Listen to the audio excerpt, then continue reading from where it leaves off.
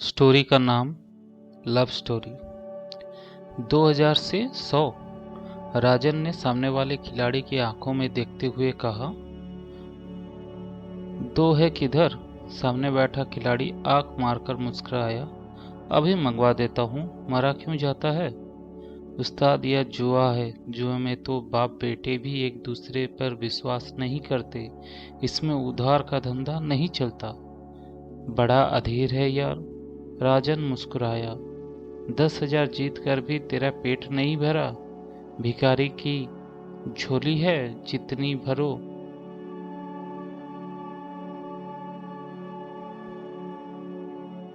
भरो थोड़ी है। इस वाक्य पर इर्द गिर्द बैठे सभी व्यक्तियों ने ठहाके लगाए। राजन भी हंसने लगा। अनिल ने अभी जेब में बटुआ निकालते हुए कहा, ले मेरे राजकुमार, अपने पास तो 1000 में से 500 ही बचे रहे हैं। 500 के नोट अनिल ने राजन के सामने ऐसे फेंक दिया जैसे अपनी ही जेब में रखे हों। राजन ने स्वयं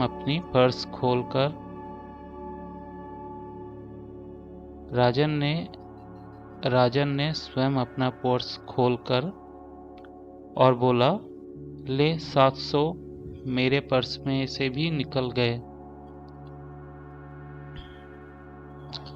350 इधर भी हैं। कुमुद ने मेज पर कुछ नोट डाल दिए।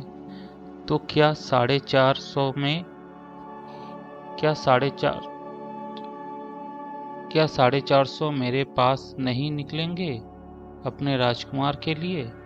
धर्मचंद ने अपनी जेब में हाथ डालकर 100 के 5 नोट मेज पर रखकर ढेर में से 10 के 5 नोट उठा लिए। राजन ने असावधानी से सब नोट इकट्ठा किए और सामने डालता हुआ फकीर चंद से बोला, ले बे फकीरे, साले 2000 के लिए भरोसा नहीं कर रहा था? अरे मेरे इतने मित्र हैं तो मुझे क्या चिंता। 100 कर दे अब। फकीर चंद ने ठहाके लगाकर अपनी जांघ खुजाई और बोला, 100 करने के बाद तुम सब धन उठा लेना राजकुमार। यह खेल का नियम होता है। एक दूसरे के सामने डटे हुए खेल में नम्र व्यवहार नहीं चलता।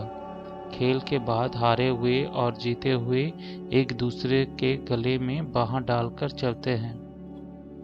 तू तो वैसे भी अपना यार मित्र है। 100 कराकर हार भी जाऊं तो पूरा पैसा उठा लेना।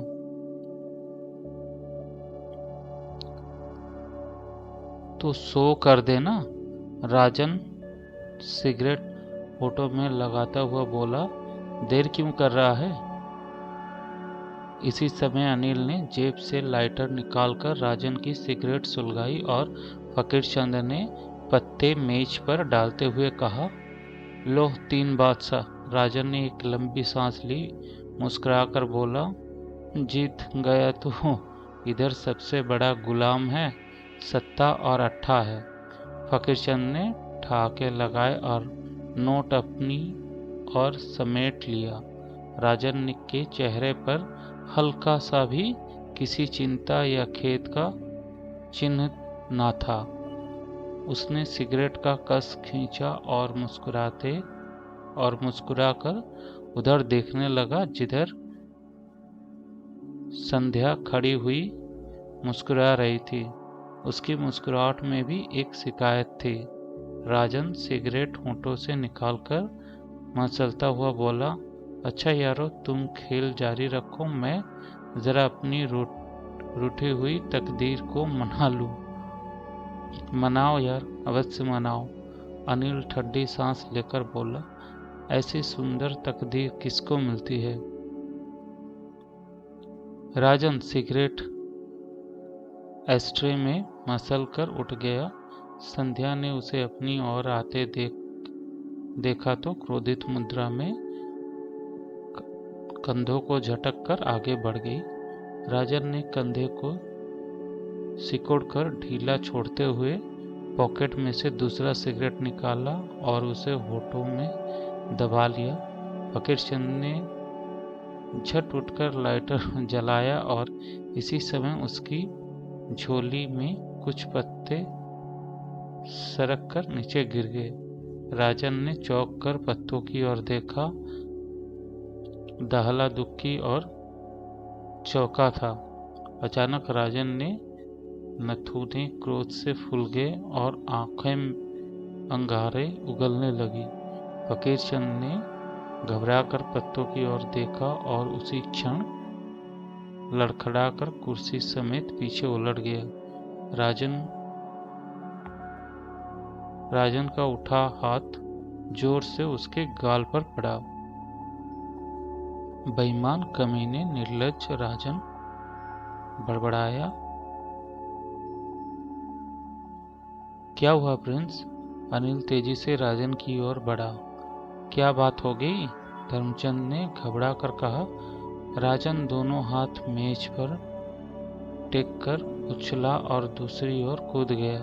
उसने फकीरचंद को कमीज से गिरोबान से पकड़कर ऊपर उठाया और हाथ से तोड़ उसके गालों पर चांटे जड़ता हुआ बोला, लहू पी जाऊंगा तेरा। मुझे कपटी कमीने बेईमान से घृणा है। मार लो यार, मार लो। फकीरचंद अपने होठों का लहू पोंछकर मुस्कुराया। दोस्त दोस्त के हाथों ही पिटता है। चलो छोड़ो प्रिंस। अनिल राजन के कंधे पर हाथ रखकर बोला, दोस्त ही तो है, क्षमा कर दो। जाने दो राजन। धर्मचंद ने राजन के कोट का कॉलर ठीक करते हुए कहा, तुम्हारा क्या बिगड़ गया? 10-5 हजार में? कुमुद आगे बढ़कर राजन की बोका कर्ण ठीक करने लगा। राजन ने नई सिगरेट निकालकर होठों से लगा ली और अनिल ने सिगरेट सुलगा दी। कुमुद ने फकीरचंद से कहा, अब खड़ा खड़ा क्या देख रहा है? भोंदू, क्षमा मांग ले प्रिंस से। मेरा कौन सा मान घटता है क्षमा मांगने से? फकीरचंद रुमाल से होठ का लहू पोंछकर मुस्कुराया। कोई दूसरा आंख उठाकर भी देखता तो उसकी आंखें फोड़ देता, किंतु यह तो मेरा यार है, और मार ले। उसने राजन की ओर देखा और बोला, मारेगा प्रिंस? क्षमा कर दे। राजन ने सिगरेट का कस खींचकर असावधानी से कहा, किंतु याद रखना, यदि अब ऐसी बेईमानी की तो गर्दन तोड़ दूंगा। अब इसकी आवश्यकता नहीं पड़ेगी प्रिंस। आज तो यदि मैं यह 10,000 ना बना लेता तो नया ही डूब जाती मेरी। तुम तो जानते ही हो मैं कोई बहुत बड़ा आदमी नहीं हूँ। छोटी मोटी कपड़े की दुकान चलाता हूँ। जिन थोक माल बेचने वाले में हिसाब किताब है, उनका 10,000 छोड़ गया था। दुकान कुर्क होने वाली थी। जुआ तो यूं ही हंसी हंसी में खेल लिया, वरना मांगता भी तुम्ही से। देखा प्रिंस? अनिल मुस्कुराया। कितना भरोसा है इस तुम्हारी मित्रता पर। अब तो गले लगा ले। राजन मुस्कुराकर फकीरचंद को गले लगा लिया और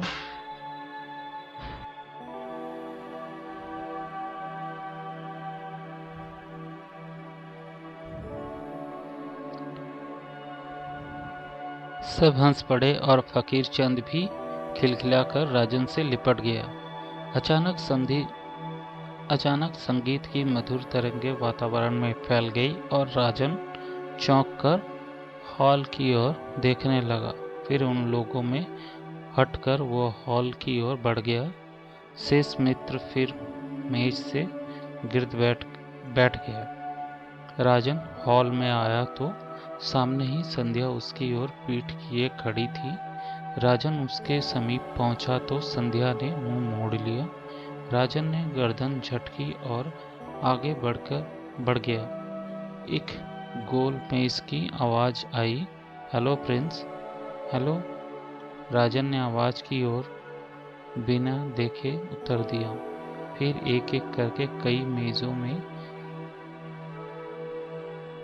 हौले हौले से आवाज घुरी और राजन बिना ध्यान दिए सबको उत्तर देता और खिड़की के पास जाकर रुक गया।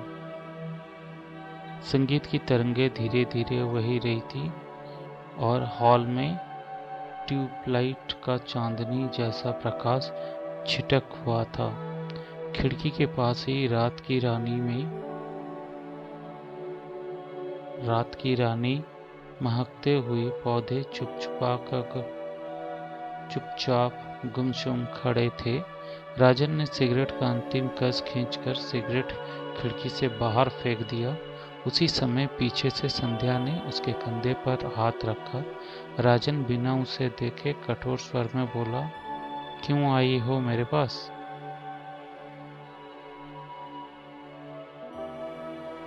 इधर देखो तो बताऊं। राजन धीरे से संध्या की ओर मुड़ा। संध्या ने उसकी आंखों में देखकर हल्की सी मुस्कुराहट के साथ कहा, चैन नहीं पड़ता मुझे रूठे देखकर। फिर स्वयं क्यों रूठ जाती हो, इस आशा पर कि शायद तुम कभी स्वयं ही मना लो, यह जानते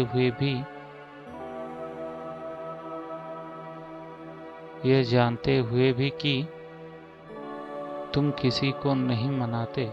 संध्या आंखें मीचकर खोलती हुई मुस्कुराई। कठोर हृदय है ना, आज तक तुम्हें ही सब मनाते चले आए हैं। तुमने कभी किसी को नहीं मनाया। तुम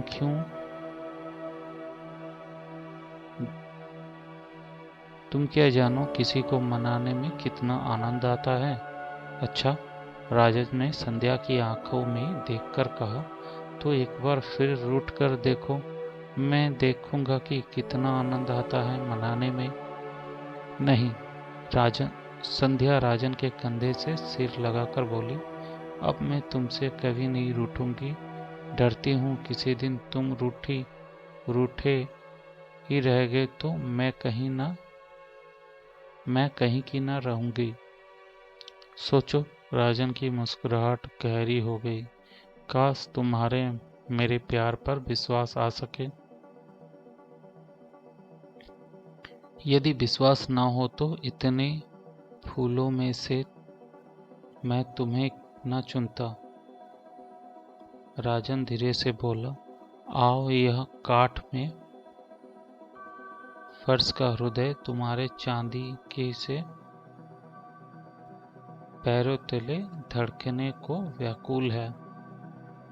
यह एक राजकुमार के कोमल चरणों को चूमने के लिए।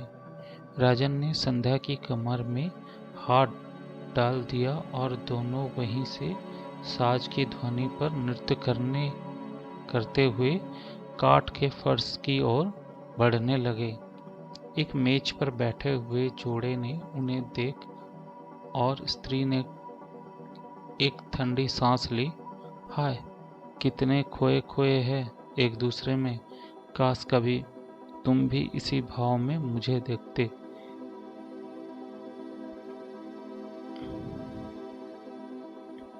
हाँ तुम्हें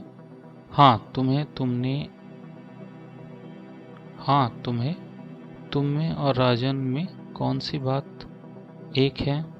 तो फिर तुमने मुझे किस लिए चुना था? इसीलिए कि राजन ने संध्या को चुन लिया था। स्त्री हंस पड़ी। पुरुष ने बुरा सा मुंह बनाकर शराब का गिलास होठों से लगा लिया और चुस्कियां लेने लगा। एक दूसरी मेज पर बैठे हुए जोड़े ने स्त्री ने कहा, हाय राजकुमार है, बिल्कुल राजकुमार। करोड़पति है ना? पुरुष बुरा सा मुंह बनाकर बोला, तुम स्त्रियों को हर वो व्यक्ति राजकुमार दिखाई देता है जो पैसा पानी से समान बहाए और तुम पुरुष हर ऐसे व्यक्ति से इसलिए जल उठते हो कि किसी बात से उसने होड़ नहीं ले सकता। तो जाओ ना, हाथ थाम लो उसका।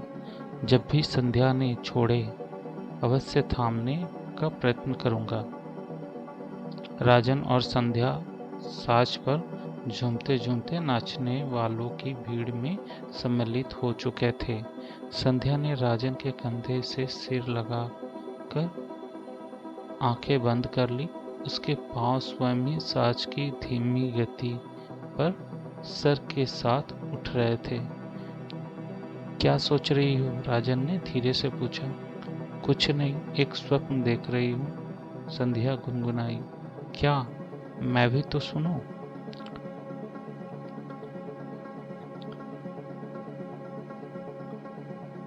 हमारा ब्याह हो गया है और हम यहाँ से दूर स्विट्जरलैंड में सुंदर वातावरण में हनीमून मना रहे हैं। यह कोई सपना है? यह तो अर्थ है पगली, हमारे प्यार के स्वप्न का, जो शायद कभी साकार ना हो सके। अब दिन ही कितने रह गए हैं इस स्वप्न को साकार होने में। केवल 2 महीने के बाद परीक्षा है। परीक्षा समाप्त होते ही सफलता की पट्टी में हमारी सगाई की घोषणा हो जाएगी और कुछ समय बाद ब्याह।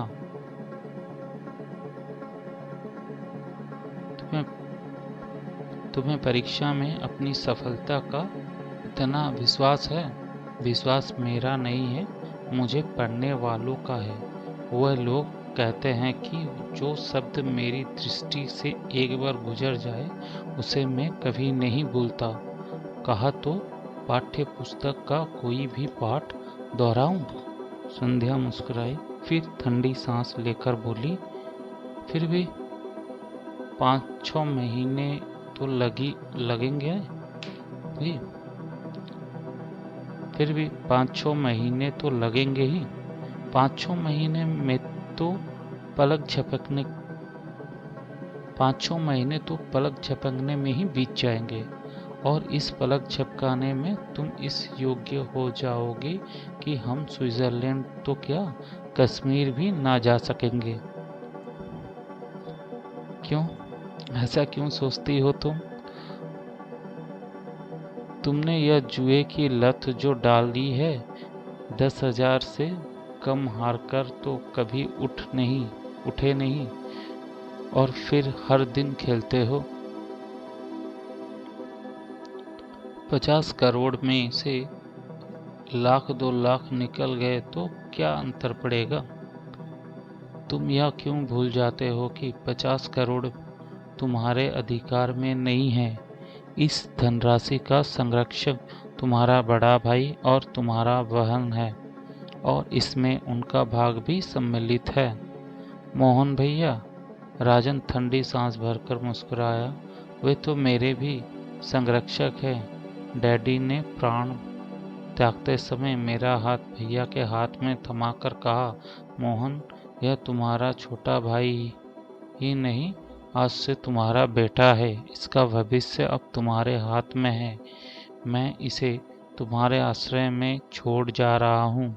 इसका दुख मेरी आत्मा को दुख पहुँचाएगा। आज डैडी को स्वर्गवासी हुए 10 वर्ष बीत चुके हैं, किंतु भैया ने कभी मुझे पिता का अभाव अनुभव होने नहीं दिया, और भाभी ने भी। भाभी पराया खून है। उसने मुझे माँ का स्नेह ना दिया तो क्या हुआ? वो मुझे उठते बैठते हर समय टोकती है, पर मैं उसकी ओर कभी भी देखता नहीं हूँ। मेरा सब कुछ मोहन भैया है, और मोहन भैया तुम्हारी भाभी के पति भी हैं। राजन, भाभी तुम्हारे भैया के जितने निकट रहती है उतनी निकटता तुम्हें प्राप्त नहीं। उठते बैठते तुम्हें टोकने वाली क्या मोहन भैया के कान तुम्हारे विरुद्ध नहीं भरती होगी? पत्नी वो जादू होती है जो अपने प्रभाव धीरे धीरे दिखाती है। राजन ध्यान पूर्वक संध्या की ओर देखते हुए धीरे से बोला, क्या पत्नी ब्याह से पहले ही होने वाले पति के गिर्द दीवार खींचना आरंभ कर देती है? क्या कह रहे हो राजन? मैं भैया को देवता मानता हूँ और देवताओं के पांव कभी नहीं डगमगाते। उसी समय एकाएक एक छनाके के साथ संगीत थम गया और राजन ने संध्या का हाथ छोड़ दिया। दोनों भीड़ के बाहर निकल गए, राजन आगे आगे और संध्या उसके पीछे। राजन के चेहरे पर थकान सी झलक रही थी। टेलीफोन की घंटी बजी और मोहन ने अनेक ठीक करते हुए रजिस्टर पर उंगली दौड़ानी आरंभ कर दी। उसके सामने मेज पर रजिस्टर और फाइल का ढेर था। उंगली में बुझा हुआ सिगार दबा हुआ था और टेबल लैंप के प्रकाश में वो रजिस्टर चेक कर रहा था। टेलीफोन की घंटी निरंतर बज रही थी। मोहन धीरे से बड़बड़ाया, उफ, वह क्या कष्ट है। उसने नीचे स्वर से पुकारा, अरे भाई राधा, जरा देखना तो। आ रही हूँ, और राधा की आवाज आई।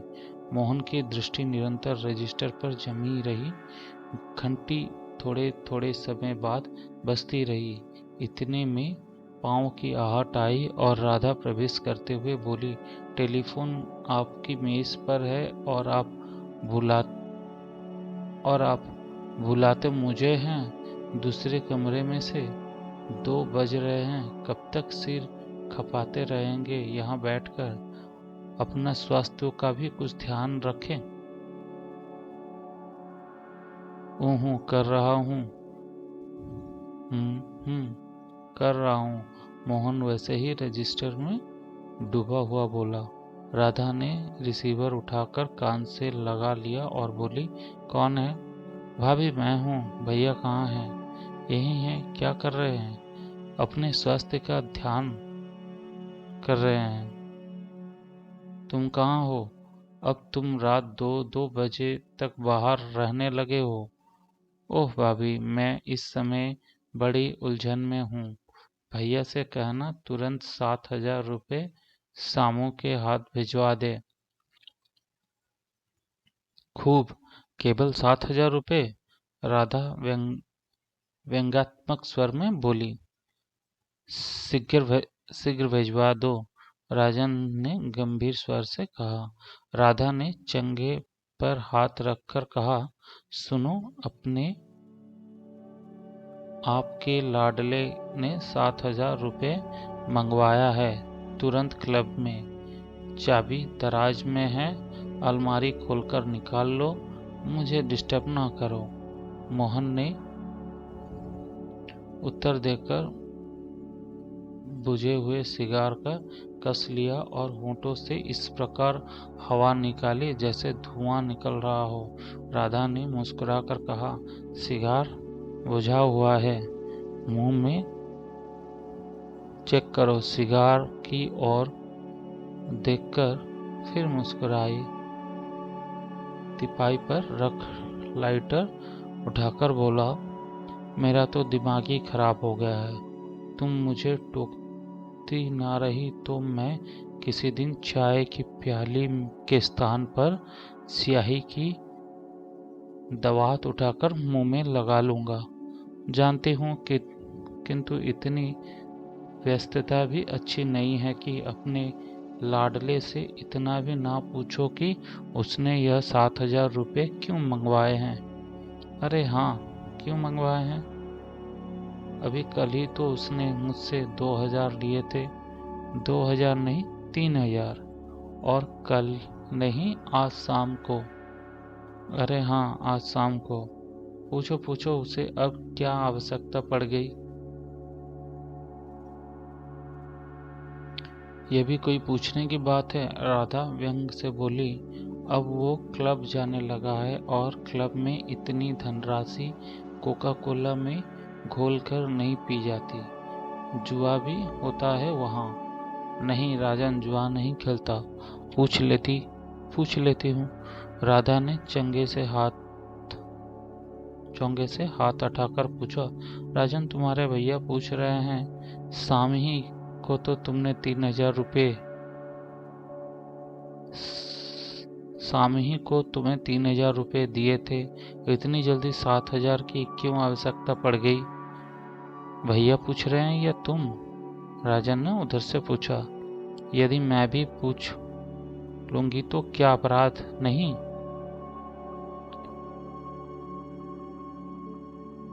क्या अब मुझे अपने खर्च का हिसाब भी देना होगा?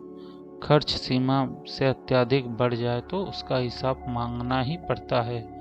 धन कोई जल का सोता नहीं होता है जिसे खर्च करते रहो और वो बढ़ता रहे।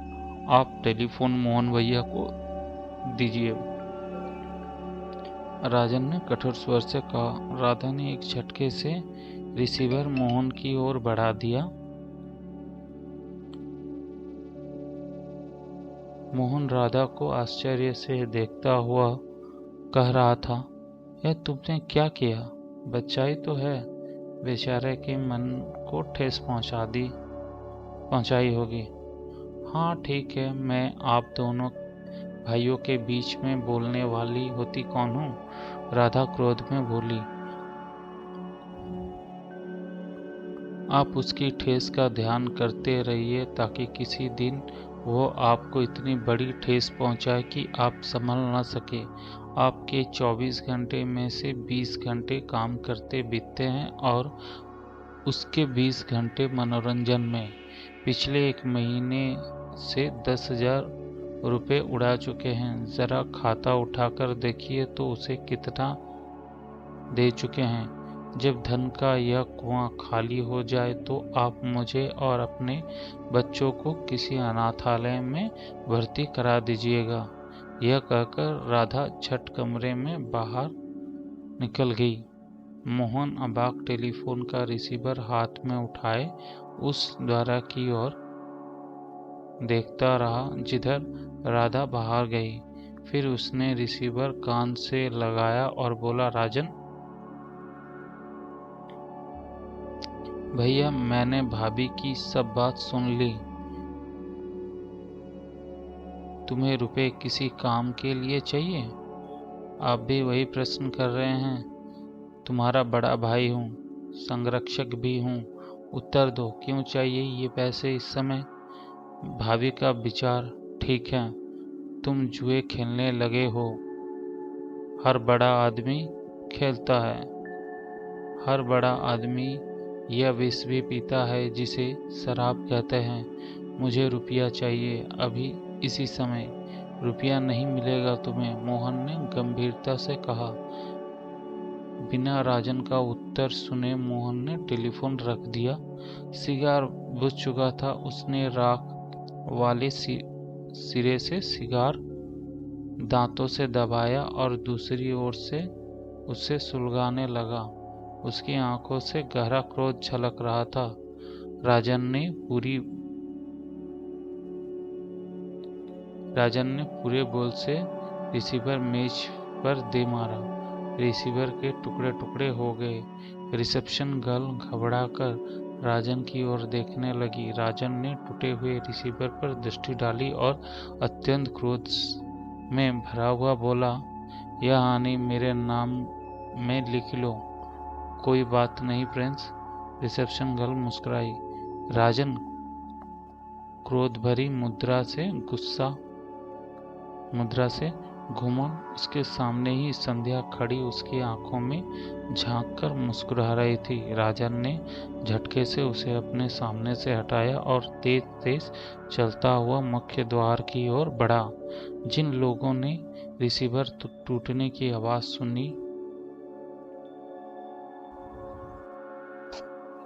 पलटकर देखा था, वे आश्चर्य से राजन को जाते हुए देख रहे थे। एक मेज पर बैठी हुई लड़की प्रशंसनीय दृष्टि से राजन को देखते हुए कहा, वाह क्या ओज है, क्या तेवर है। राजन ने आवेश में आकर बाहर निकल गया। उसके पांव पार्किंग की ओर बढ़ रहे थे। उसके पीछे तेज तेज चलती हुई संध्या आ रही थी। पार्किंग के निकट पहुंचते पहुंचते संध्या राजन के सामने आ गई।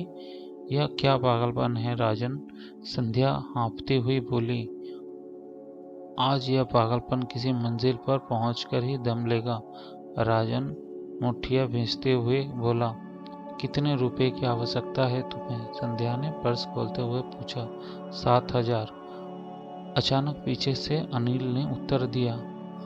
राजन चौंक कर पीछे मुड़ा। पास ही अनिल, कुमुद, फकीरचंद, धर्मचंद खड़े राजन को देख रहे थे। संध्या ने उन लोगों की ओर देखा और बोली, मेरे पर्स में इस समय 1,000 हैं। आप लोग कल तक धीरज रखें, मैं कल यहीं पर 7,000 रुपये ले आऊंगी और हम लोग अपना ऋण पाकर संतुष्ट हो जाएंगे। अनिल व्यंग्यात्मक मुस्कुराहटे के साथ बोला। क्या ब्याज भी चाहिए तुम्हें, तुम लोगों को? हाँ, हमें ब्याज भी चाहिए, अनिल गंभीर होकर बोला। तो यह ब्याज में पेशगी चुकाई देती हूँ, राजन होंठ खींचकर बोला। उसने पूरे बोल से अनिल को मारने के लिए हाथ उठाया, किंतु वहां हाथ अनिल की पकड़ में आ गया। अनिल मुस्कुराकर बोला, बड़े भाभू को यह तो पूछा होता, हमें ब्याज चाहिए किस रूप में? तुम हमारे मित्र हो, हमारा तुम्हारा कोई व्यापारिक लेन देन नहीं है। हम तुम्हें चाहते हैं, तुम्हारी दोस्ती चाहते हैं और तुम्हारे मित्र इतने गिरे हुए नहीं हैं कि केवल 7,000 रुपये के लिए अपने परम मित्र को अपमानित करते फिरे। हमें ऐसे पैसे नहीं चाहिए जिनके लिए तुम्हारी मंगेतर को अपने पिता से कहना पड़े कि उसके होने वाले करोड़पति स्वामी के भाई ने उसे 7,000 देने से इनकार करके भरी क्लब में अपमान किया है और वह होने वाले पति का ऋण चुकाकर उसका मान वापस लेना चाहती है। फिर भी हमें अपने धन का ब्याज अवश्य चाहिए और यह ब्याज अपने मित्र को संतोष के रूप में चाहिए। अनिल, राजन ने आश्चर्य से अनिल को देखा। तुम बहुत क्रोध में घर जा रहे हो दोस्त। क्रोध किसी भी समस्या का निवारण नहीं करता। तुम अपने भाई के संरक्षण में हो। तुम नहीं जानते कि वह किसी प्रकार के हिसाब किताब रखते हैं। तुम्हें यह भी नहीं ज्ञात है कि पिता की मृत्यु के बाद फॉर्म की आय में कितनी बढ़ोतरी हुई है। तुम इससे भी अनभिज्ञ हो कि तुम्हारे पिता अपनी जायदाद के लिए क्या वसीयत कर गए हैं। इसलिए तुम्हें भावुकता से काम नहीं लेना चाहिए, बल्कि नम्रता से इस समस्या का सुलझाना चाहिए। अनिल बाबू ठीक कह रहे हैं राजन, संध्या ने राजन के कंधे पर हाथ रखकर कहा।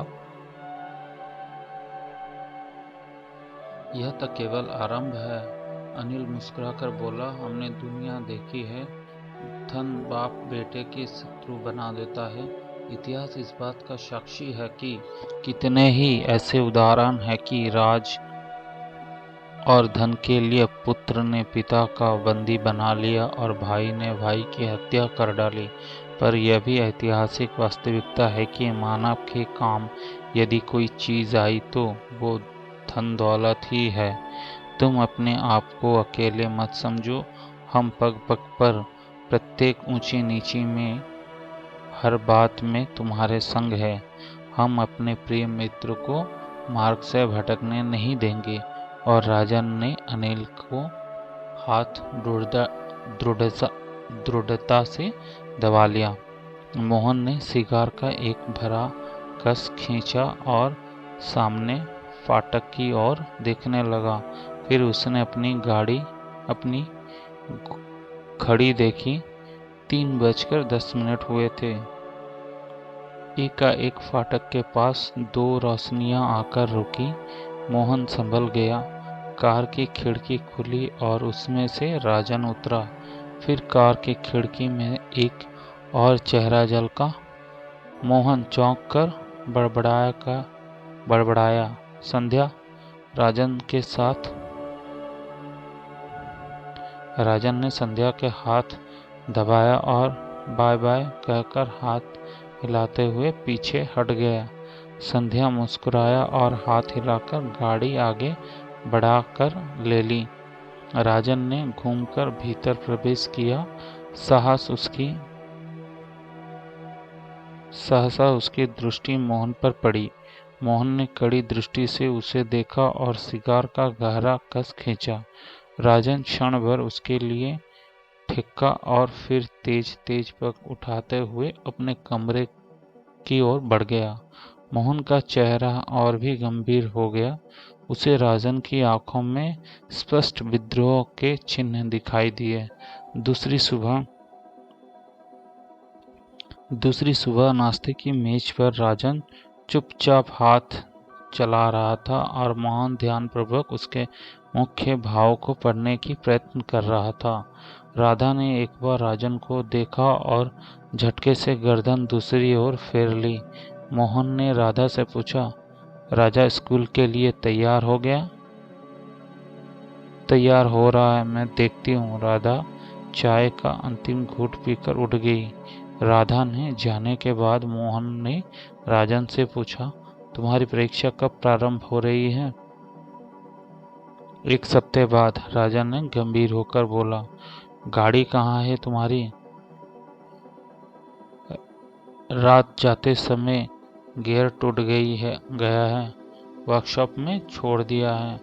बहुत तंग करने लगी है। अब एक नई मर्सिडीज बुक करा रहा हूँ। जिस चीज का अत्यधिक प्रयोग किया जाएगा उसका यही परिणाम होगा।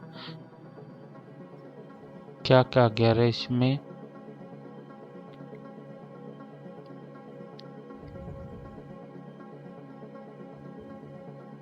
कार क्या गैरेज में रखने के लिए, गैरेज में खड़ी करने के लिए खरीदी जाती है? राधन ने झटके से पूछा। मोहन ने एक ठंडी सांस भरी और कुर्सी की पीठ से ठेक लगाते हुए बोला, मेरी गाड़ी तुम ले लो, मैं तुम्हारी गाड़ी से काम चला लूँगा जब तक वो काम देती है। क्या आवश्यकता है इस फजूल खर्च की?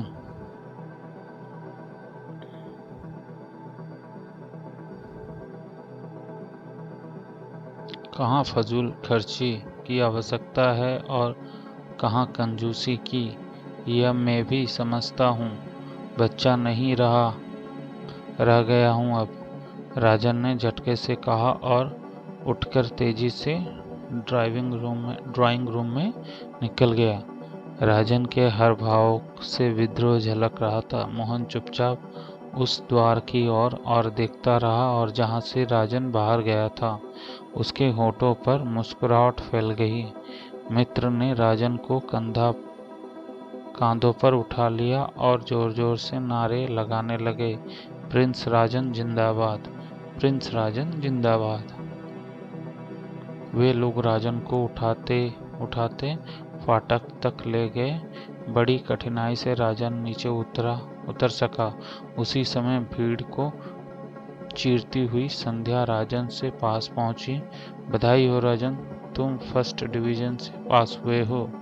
तुम्हें भी बधाई हो संध्या, राजन ने संध्या का हाथ दबाकर कहा। आज की विजय उस मार्ग को आरंभ करती है जिस पर चलकर हम दोनों एक मंजिल पर पहुंचेंगे। किंतु आज राजन हमारा है। अनिल ने राजन का हाथ संध्या से छुड़ाते हुए कहा। आज राजन ने अपने मित्रों का सिर मान से ऊंचा कर दिया है। जो लोग राजन को हमारे संग घूमते फिरते देखते थे वे समझते थे कि हम राजन के पास ना होने देंगे, और आज उन लोगों की पराजय का उत्सव हम मनाएंगे। संध्या देवी, आप तो जीवन भर राजन के साथ उत्सव मनाती रहेंगी।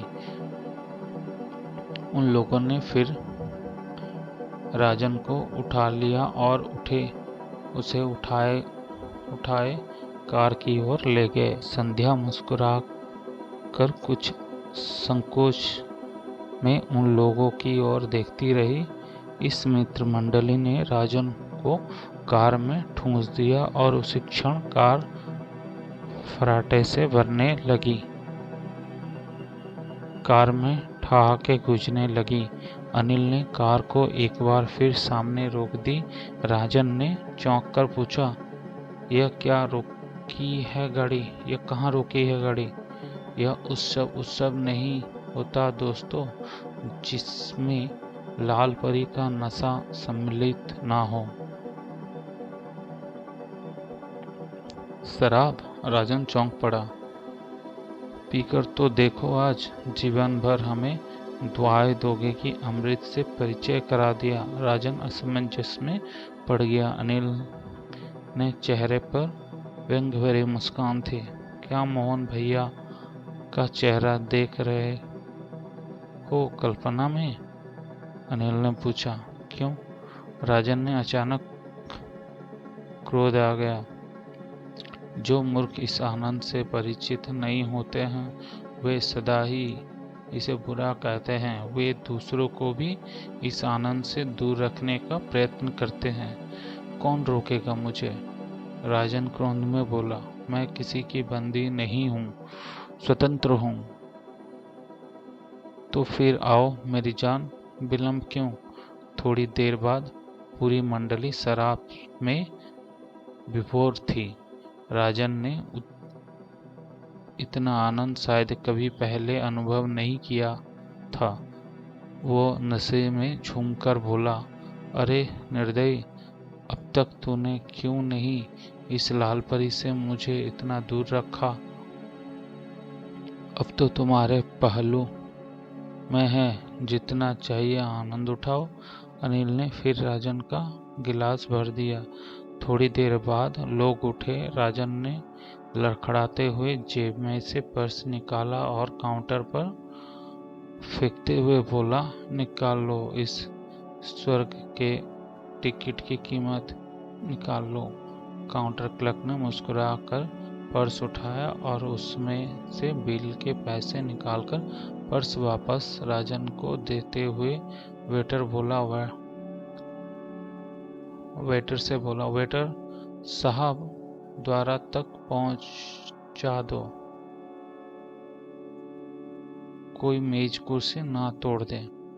राजन ने क्रोध से काउंटर क्लर्क की ओर घूरा और उस काउंटर पर पटक कर बोला, निकाल लो अपने पैसे पूरे कर लो। आज हम यहाँ की सारी कुर्सियाँ मेज पर तोड़कर जाएंगे। अरे साहब, यह तो मैंने यूं ही कह दिया। काउंटर क्लर्क ने बौखलाकर बोला, कैसे कहा तुमने? जानते नहीं हम कौन हैं? प्रिंस हैं, प्रिंस। आज इस बार में एक भी मेज की कुर्सी साबुत ना बचेगी। बड़ी कठिनता से अनिल, फकीरचंद, धर्मचंद और कुमुद ने मिलकर राजन को उपद्रव मचाने से रोका। अनिल ने काउंटर से राजन का पर्स उठाकर उसकी जेब में रख दिया और उसे घेर कर कार में ले गए। कार फिर सड़क पर दौड़ाने लगी। स्टीयरिंग राजन के हाथ में था और मदिरा के प्रभावाधीन झूम रहा था। शेष मित्र जोर जोर से ठहाके लगा रहे थे। कार एक लड़की के पास से गुजरती है तो अनिल ने खिड़की से सिर निकालकर एक चुंबन वातावरण में उछल दिया। लड़की विनकार कर कुछ दूर तक कार के पीछे दौड़ी और उन लोगों ने ठहाके लगाए। फिर एक गुजरते हुए राही के सिर से कुमुद ने झपट कर हैट उतार लिया। राही दूर तक दौड़ा और कुमुद हैट पर लगाकर जोर जोर से हंसने लगा। राजन ने कार की गति और तेज कर दी। अनिल उसका कंधा हिलाकर बोला, और तेज मेरे यार, और तेज। आज इतनी तेज कार चलाओ जितनी तेज पहले कभी ना चलाई हो। आज की शाम हमारी है। राजन ने कार की गति और तेज कर दी और कार की लहराती हुई दूसरी आती जाती गाड़ियों से बचती बचाती आगे निकल गई। एक मोड़ पर मुड़ते हुए कार अचानक एक टैक्सी के सामने आ गई। टैक्सी ड्राइवर ने बड़ी फुर्ती से टैक्सी बचा ली, फिर भी उसका पिछला बम्पर का कार से रगड़ता चला गया और टैक्सी उलटते उलटते बची। पिछली बम्पर टूटकर गिर गया। इस सड़क पर अधिक भीड़ भी न थी। राजन ने कार को रोक ली। टैक्सी भी रुक गई। राजन खिड़की खोलकर लड़खड़ाते हुए नीचे उतरा। उधर टैक्सी के ड्राइवर ने भी नीचे उतरा। राजन ने क्रोधित दृष्टि में उसे घूरकर देखा। इडियट, नॉनसेंस, मर्सिडीज का सत्यानाश कर डाला। फिर उसने ड्राइवर को मारने के लिए हाथ घुमाया। ड्राइवर ने फुर्ती से उसकी कलाई पकड़ ली और उसे चांटा मारने के लिए हाथ उठाया, पर ठिठुर कर रुक गया और बोला, जाइए बाबूजी, यदि ये गलती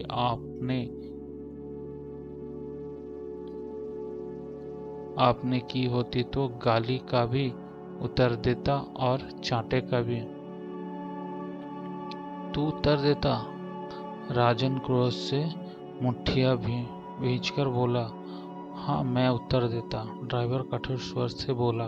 टैक्सी चलाते हुए भीख नहीं मांगता। तुम्हें कोई आकाश से उतरे हो? यहाँ संसार भर की इज्जत खरीदकर अपने खजाने में भर ली हो। आधा गिलास दारू पी ली और समझने लगे स्वयं को राजकुमार। अनिल, फकीरचंद, कुमुद, धर्मचंद्र भी नीचे उतर गए। उसने राजन को पकड़ लिया और बलपूर्वक उसके कार में धकेल दिया।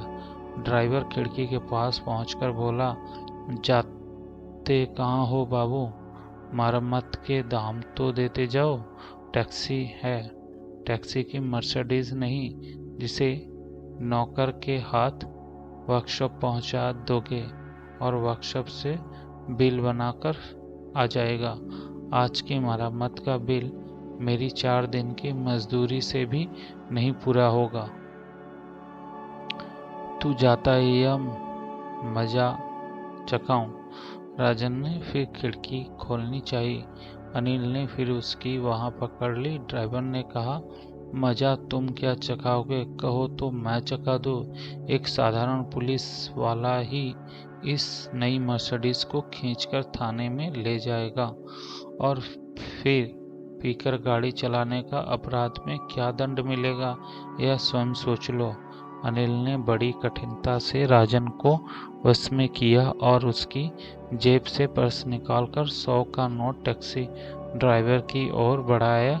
ड्राइवर ने नोट को झपट लिया और बुरा सा मुंह बनाकर बोला, जाओ और नुकसान में स्वयं भुगत लूंगा। थोड़ी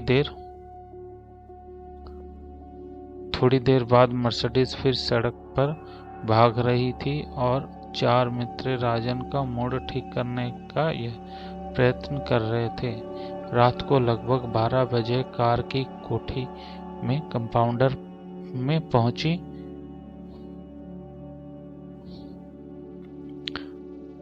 ठहाके का शोर सुनकर मोहन ने अपने कमरे की खिड़की से नीचे देखा। राजन अपने मित्रों के साथ झूमता खड़ाता हुआ सबसे आगे था। मोहन ने ध्यानपूर्वक देखा और वो भाई को इस दशा में देखकर चौंका। फिर पास ही से उसे राधा की आवाज सुनाई दी, देख रहे हो अपने लाडले की करतूत? आज शराब पीकर आया है, वो भी गुंडों की टोली के साथ। भगवान की कृपा है कि राजा सो रहा है, वरना न जाने बच्चों पर इसका क्या प्रभाव पड़ता। किंतु अभी क्या है, आज तो द्वार खुले ही है। मोहन कुछ न बोला। उसने चेहरे पर फैल गई गंभीरता में दुख और क्रोध दोनों सम्मिलित थे। नीचे हॉल में से शोर गूंज रहा था और राजन चीख कर नौकर को पुकार रहा था, अरे कहाँ मर गए, खाना लगा दे मेज में। साहब, नौकर की आवाज आई, खाना तो केवल आपका रखा है। तो क्या हुआ? राजन मेज पर हाथ मारकर बोला, अभी तैयार कर जाकर। देखता नहीं हमारे दोस्त आए हुए हैं? जी मालिक, अभी तैयार करता हूँ। फिर हंसी और दमदमाओं का सुर गूंजने लगा। मोहन के माथे से सिलवटें कुछ गहरी हो गई थी। राजन ने अचानक कार को रोकी। संध्या ने चौंक कर पूछा, अरे वहां क्या रुक गए? आओ। राजन उतरता हुआ मुस्कुराकर बोला, यह तो केवल आरंभ है। अनिल मुस्कुराकर बोला, हमने दुनिया देखी है। धन बाप बेटे के शत्रु बना देता है। इतिहास इस बात का साक्षी है कि कितने ही ऐसे उदाहरण हैं कि राज और धन के लिए पुत्र ने पिता का बंदी बना लिया और भाई ने भाई की हत्या कर डाली। पर यह भी ऐतिहासिक वास्तविकता है कि मानव के काम यदि कोई चीज आई तो वो धन दौलत ही है। तुम अपने आप को अकेले मत समझो। हम पग पग पर, प्रत्येक ऊंची नीची में, हर बात में तुम्हारे संग है। हम अपने प्रिय मित्र को मार्ग से भटकने नहीं देंगे। और राजन ने अनिल को हाथ दृढ़ता से दबा लिया। मोहन ने सिगार का एक भरा कस खींचा और सामने फाटक की ओर देखने लगा। फिर उसने अपनी घड़ी देखी। 3:10 हुए थे। एकाएक फाटक के पास 2 रोशनियां आकर रुकी। मोहन संभल गया। कार की खिड़की खुली और उसमें से राजन उतरा। फिर कार की खिड़की में एक और चेहरा झलका। मोहन चौंक कर बड़बड़ाया, संध्या। राजन ने संध्या के हाथ दबाया और बाय बाय कहकर हाथ हिलाते हुए पीछे हट गया। संध्या मुस्कुराया और हाथ हिलाकर गाड़ी आगे बढ़ाकर ले ली। राजन ने घूमकर भीतर प्रवेश किया। सहसा उसकी दृष्टि मोहन पर पड़ी। मोहन ने कड़ी दृष्टि से उसे देखा और सिगार का गहरा कस खींचा। राजन क्षण भर उसके लिए ठिक्का और फिर तेज तेज पग उठाते हुए अपने कमरे की ओर बढ़ गया। मोहन का चेहरा और भी गंभीर हो गया। उसे राजन की आंखों में स्पष्ट विद्रोह के चिन्ह दिखाई दिए। दूसरी सुबह नाश्ते की मेज पर राजन चुपचाप हाथ चला रहा था और मोहन ध्यानपूर्वक उसके मुख्य भाव को पढ़ने की प्रयत्न कर रहा था। राधा ने एक बार राजन को देखा और झटके से गर्दन दूसरी ओर फेर ली। मोहन ने राधा से पूछा, राजा स्कूल के लिए तैयार हो गया? तैयार हो रहा है, मैं देखती हूँ। राधा चाय का अंतिम घूंट पीकर उठ गई। राधा ने जाने के बाद मोहन ने राजन से पूछा, तुम्हारी परीक्षा कब प्रारंभ हो रही है? 1 सप्ताह बाद, राजन ने गंभीर होकर बोला। गाड़ी कहाँ है तुम्हारी? रात जाते समय गियर टूट गया है। वर्कशॉप में छोड़ दिया है। बहुत तंग करने लगी है। अब एक नई मर्सिडीज बुक करा रहा हूँ। जिस चीज का अत्यधिक प्रयोग किया जाएगा उसका यही परिणाम होगा। क्या गैरेज में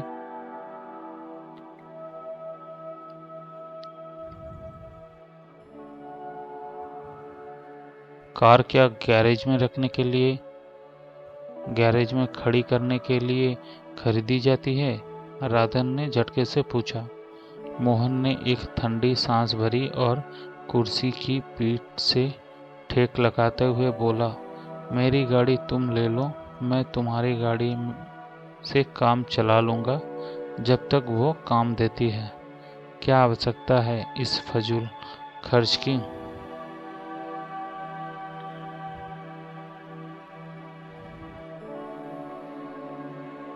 कहाँ फजूल खर्ची की आवश्यकता है और कहाँ कंजूसी की, यह मैं भी समझता हूँ। बच्चा नहीं रह गया हूँ अब, राजन ने झटके से कहा और उठकर तेजी से ड्राइंग रूम में निकल गया। राजन के हर भाव से विद्रोह झलक रहा था। मोहन चुपचाप उस द्वार की ओर और देखता रहा और जहां से राजन बाहर गया था उसके होठों पर मुस्कुराहट फैल गई। मित्र ने राजन को कांधों पर उठा लिया और जोर जोर से नारे लगाने लगे, प्रिंस राजन जिंदाबाद, प्रिंस राजन जिंदाबाद। वे लोग राजन को उठाते उठाते फाटक तक ले गए। बड़ी कठिनाई से राजन नीचे उतर सका। उसी समय भीड़ को चीरती हुई संध्या राजन से पास पहुंची। बधाई हो राजन, तुम फर्स्ट डिवीजन से पास हुए हो। तुम्हें भी बधाई हो संध्या। राजन ने संध्या का हाथ दबाकर कहा, आज की विजय उस मार्ग को आरंभ करती है जिस पर चलकर हम दोनों एक मंजिल पर पहुंचेंगे। किंतु आज राजन हमारा है। अनिल ने राजन का हाथ संध्या से छुड़ाते हुए कहा, आज राजन ने अपने मित्रों का सिर मान से ऊंचा कर दिया है। जो लोग राजन को हमारे संग घूमते फिरते देखते थे वे समझते थे कि हम राजन के पास ना होने देंगे, और आज उन लोगों की पराजय का उत्सव हम मनाएंगे। संध्या देवी, आप तो जीवन भर राजन के साथ उत्सव मनाती रहेंगी। उन लोगों ने फिर राजन को उठा लिया और उसे उठाए कार की ओर ले गए। संध्या मुस्कुरा कर कुछ संकोच में उन लोगों की ओर देखती रही। इस मित्र मंडली ने राजन को कार में ठूंस दिया और उसी क्षण कार फर्राटे से भरने लगी। कार में ठहाके गूंजने लगी। अनिल ने कार को एक बार फिर सामने रोक दी। राजन ने चौंक कर पूछा, यह क्या रोकी है गाड़ी? यह कहाँ रोकी है गाड़ी? यह उत्सव नहीं होता दोस्तों जिसमें लाल परी का नशा सम्मिलित ना हो। शराब? राजन चौंक पड़ा। पीकर तो देखो आज, जीवन भर हमें दुआएं दोगे कि अमृत से परिचय करा दिया। राजन असमंजस में पड़ गया। अनिल ने चेहरे पर व्यंग भरी मुस्कान थी। क्या मोहन भैया का चेहरा देख रहे हो कल्पना में? अनिल ने पूछा। क्यों? राजन ने अचानक क्रोध आ गया। जो मूर्ख इस आनंद से परिचित नहीं होते हैं वे सदा ही इसे बुरा कहते हैं। वे दूसरों को भी इस आनंद से दूर रखने का प्रयत्न करते हैं। कौन रोकेगा मुझे? राजन क्रोध में बोला। मैं किसी की बंदी नहीं हूँ, स्वतंत्र हूँ। तो फिर आओ मेरी जान, विलंब क्यों? थोड़ी देर बाद पूरी मंडली शराब में विभोर थी। राजन ने इतना आनंद शायद कभी पहले अनुभव नहीं किया था। वो नशे में झूमकर बोला, अरे निर्दयी, अब तक तूने क्यों नहीं इस लाल परी से मुझे इतना दूर रखा? अब तो तुम्हारे पहलू में है, जितना चाहिए आनंद उठाओ। अनिल ने फिर राजन का गिलास भर दिया। थोड़ी देर बाद लोग उठे। राजन ने लड़खड़ाते हुए जेब में से पर्स निकाला और काउंटर पर फेंकते हुए बोला, निकाल लो इस स्वर्ग के टिकट की कीमत, निकाल लो। काउंटर क्लर्क ने मुस्कुराकर पर्स उठाया और उसमें से बिल के पैसे निकालकर पर्स वापस राजन को देते हुए वेटर से बोला, वेटर साहब द्वारा तक पहुंचा दो, कोई मेज कुर्सी ना तोड़ दे। राजन ने क्रोध से काउंटर क्लर्क की ओर घूरा और उस काउंटर पर पटक कर बोला, निकाल लो अपने पैसे पूरे कर लो। आज हम यहाँ की सारी कुर्सियाँ मेज पर तोड़कर जाएंगे। अरे अरे साहब, यह तो मैंने यूं ही कह दिया, काउंटर क्लर्क ने बौखलाकर बोला। कैसे कहा तुमने? जानते नहीं हम कौन हैं? प्रिंस हैं, प्रिंस। आज इस बार में एक भी मेज की कुर्सी साबुत ना बचेगी। बड़ी कठिनता से अनिल, फकीरचंद, धर्मचंद और कुमुद ने मिलकर राजन को उपद्रव मचाने से रोका। अनिल ने काउंटर से राजन का पर्स उठाकर उसकी जेब में रख दिया और उसे घेरकर कार में ले गए। कार फिर सड़क पर दौड़ाने लगी। स्टीयरिंग राजन के हाथ में था और मदिरा के प्रभावाधीन झूम रहा था। शेष मित्र जोर जोर से ठहाके लगा रहे थे। कार एक लड़की के पास से गुजरती है तो अनिल ने खिड़की से सिर निकालकर एक चुंबन वातावरण में उछल दिया। लड़की विनकार कर कुछ दूर तक कार के पीछे दौड़ी और उन लोगों ने ठहाके लगाए। फिर एक गुजरते हुए राही के सिर से कुमुद ने झपटकर हैट उतार लिया। राही दूर तक दौड़ा और कुमुद हैट पर लगाकर जोर जोर से हंसने लगा। राजन ने कार की गति और तेज कर दी। अनिल उसका कंधा हिलाकर बोला, और तेज मेरे यार, और तेज। आज इतनी तेज कार चलाओ जितनी तेज पहले कभी ना चलाई हो। आज की शाम हमारी है। राजन ने कार की गति और तेज कर दी और कार की लहराती हुई दूसरी आती जाती गाड़ियों से बचती बचाती आगे निकल गई। एक मोड़ पर मुड़ते हुए कार अचानक एक टैक्सी के सामने आ गई। टैक्सी ड्राइवर ने बड़ी फुर्ती से टैक्सी बचा ली, फिर भी उसका पिछला बम्पर का कार से रगड़ता चला गया और टैक्सी उलटते उलटते बची। पिछली बम्पर टूटकर गिर गया। इस सड़क पर अधिक भीड़ भी न थी। राजन ने कार को रोक ली। टैक्सी भी रुक गई। राजन खिड़की खोलकर लड़खड़ाते हुए नीचे उतरा। उधर टैक्सी के ड्राइवर ने भी नीचे उतरा। राजन ने क्रोधित दृष्टि में उसे घूरकर देखा। इडियट, नॉनसेंस, मर्सिडीज का सत्यानाश कर डाला। फिर उसने ड्राइवर को मारने के लिए हाथ घुमाया। ड्राइवर ने फुर्ती से उसकी कलाई पकड़ ली और उसे चांटा मारने के लिए हाथ उठाया, पर ठिठुर कर रुक गया और बोला, जाइए बाबूजी, यदि ये गलती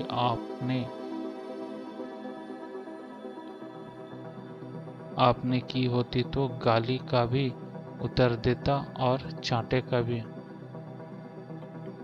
तू उत्तर देता? राजन क्रोध से मुट्ठियां भींचकर बोला। हाँ, मैं उत्तर देता। ड्राइवर कठोर स्वर से बोला। टैक्सी चलाते हुए भीख नहीं मांगता। तुम्हें कोई आकाश से उतरे हो? यहाँ संसार भर की इज्जत खरीदकर अपने खजाने में भर ली हो। आधा गिलास दारू पी ली और समझने लगे स्वयं को राजकुमार। अनिल, फकीरचंद, कुमुद, धर्मचंद्र भी नीचे उतर गए।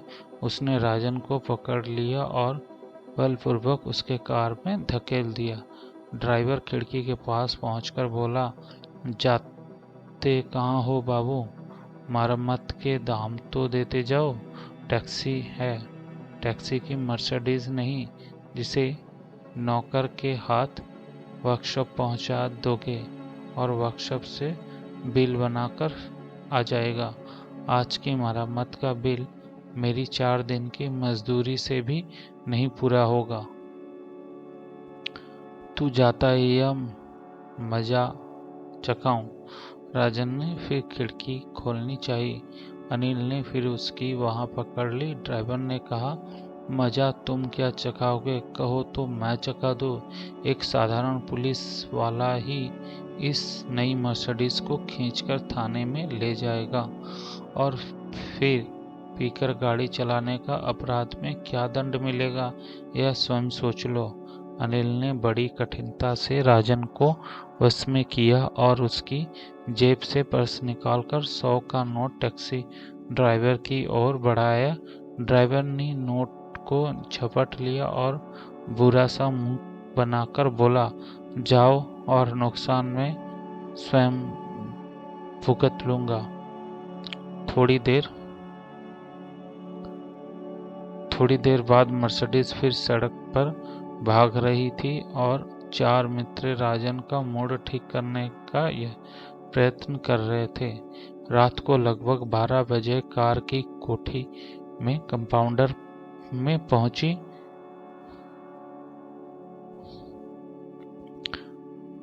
ठहाके का शोर सुनकर मोहन ने अपने कमरे की खिड़की से नीचे देखा। राजन अपने मित्रों के साथ झूमता खड़ाता हुआ सबसे आगे था। मोहन ने ध्यानपूर्वक देखा और वो भाई को इस दशा में देखकर चौंका। फिर पास ही से उसे राधा की आवाज सुनाई दी, देख रहे हो अपने लाडले की करतूत? आज शराब पीकर आया है, वो भी गुंडों की टोली के साथ। भगवान की कृपा है कि राजा सो रहा है, वरना न जाने बच्चों पर इसका क्या प्रभाव पड़ता। किंतु अभी क्या है, आज तो द्वार खुले ही है। मोहन कुछ न बोला। उसने चेहरे पर फैल गई गंभीरता में दुख और क्रोध दोनों सम्मिलित थे।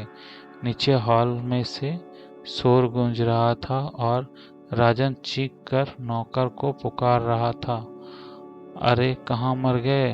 खाना लगा दे मेज में। साहब, नौकर की आवाज आई, खाना तो केवल आपका रखा है।